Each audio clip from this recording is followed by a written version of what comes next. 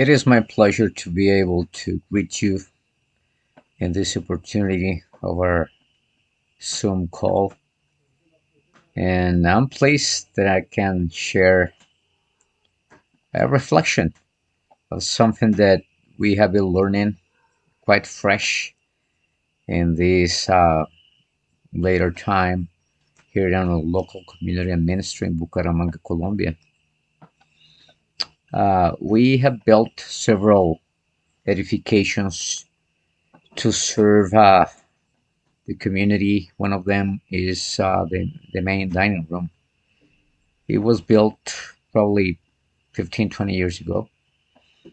But as we were building, there was a time gap where after we established a concrete slab as the roof of our dining room, it was kept without proper covering because we were just waiting for the opportunity to build on the second floor the rest of the construction. So it took a while until they had a new roof on it.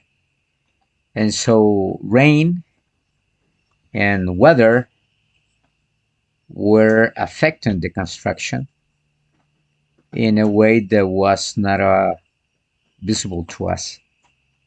So what happens is that humidity went into the concrete slab and it started to go down into the beams and also the columns that were holding that concrete slab uh, in its place. And that was something that happened in quite slowly. So humidity got into the rebars and the steel bars of the beams and columns, and as a result of it, um, they got swell, they got thick, and as they enlarged their size because they were breaking down, they also forced the concrete around them out. So after a time, we started to notice these cracks in the columns, especially coming from the top down, and and it got worse with the pass of the time because eventually the whole concrete around those humid sections uh, came down and it started to fall down. So in that moment, we knew we were in trouble because at that point we already have built um, classrooms, we built rooms for singles and families, we had several facilities there and offices.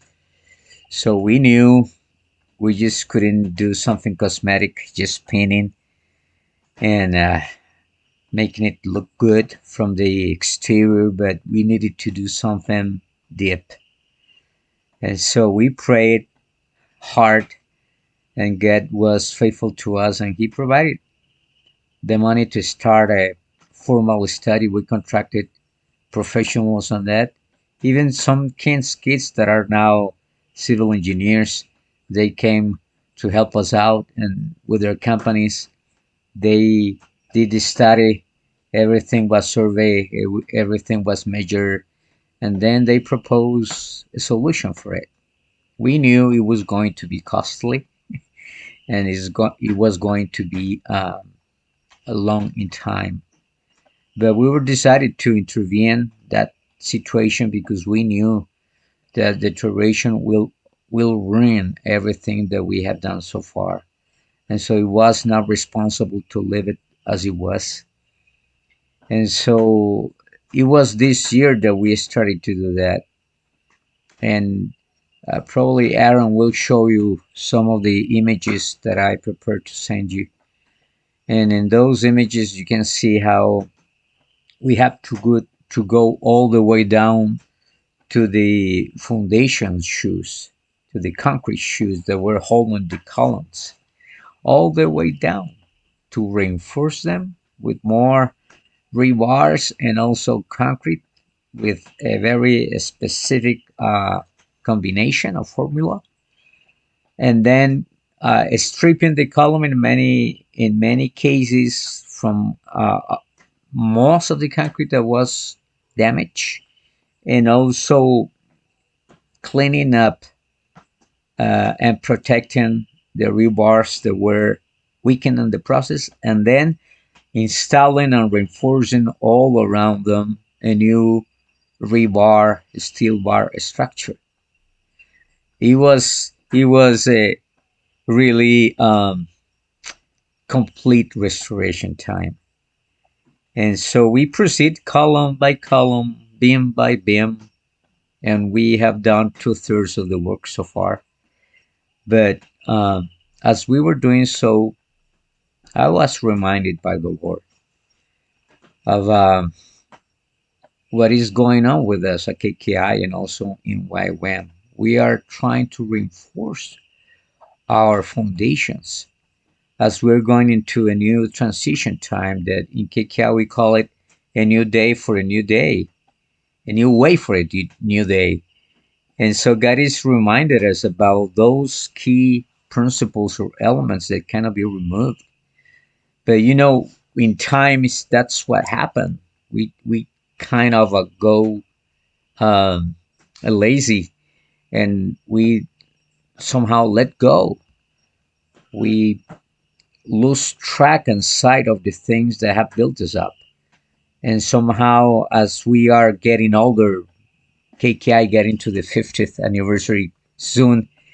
So this is the transition time when we should look back to to really look after the things were given to us as a mandate, as an inheritance, as a legacy, and then make sure that we understand what they meant and also what they mean to us in these days, and that we walk on them, that we really reinforce our structure, beginning with the foundation shoes and also the columns, because they sustain the weight of the ministry. And we cannot take that lightly. And the future depends on what we do today and how deep and well established those foundations are, and how committed we were to strengthen the things that are going to support the weight of the ministry in the future. And so we started to revise, to check out, to discover weak points in our own behavior, the way we were just managing ministry. And so we went through times of repentance and asking forgiveness to the Lord to bring us back to the right position.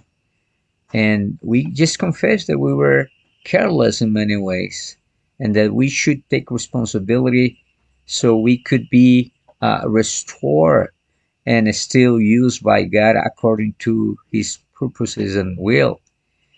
And so later on, we heard the last message that Lauren gave to a bunch of leaders before he graduated himself, and it was called Reinforcing the Steel. Same thing, many words are just compatible to what I'm saying here. And I just want to give this to you as something to chew on, something to reflect on. We are building a ministry, but we know it shouldn't be in our own terms.